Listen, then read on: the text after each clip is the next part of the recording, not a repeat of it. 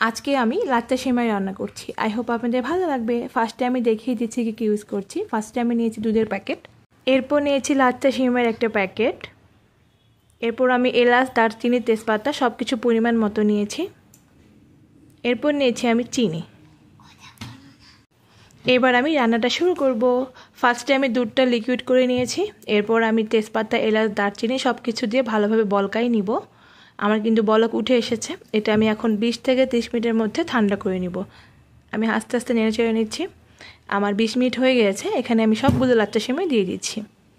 পুরো প্যাকেটটাই আমি লাচ্চা সেমাই দিয়ে দিব। দুধ ঠান্ডা করে দিলে কিন্তু লাচ্চা সেমাইটা একদমই ভালো লাগে খেতে, আর গরম অবস্থায় দিলে কিন্তু গলে যায়, খেতে একদমই ভালো লাগে না। আমি সবগুলো লাচ্চা সেমাই দিয়ে দিলাম। এরপর আমি দিয়ে দিচ্ছি বাদাম, বাদাম কুচি করে দিচ্ছি। আমি কিন্তু ভুলে গেছি এর মধ্যে চিনিও কিন্তু আমি অ্যাড করেছি। বাদাম কুচি দেওয়া শেষ। তারপর আমার রান্না কিন্তু একদম এখন হয়ে গিয়েছে, রেডি আমার লাচ্চা সেমাই। দেখুন কি সুন্দর হয়েছে, খেতেও কিন্তু খুবই মজা হয়েছে।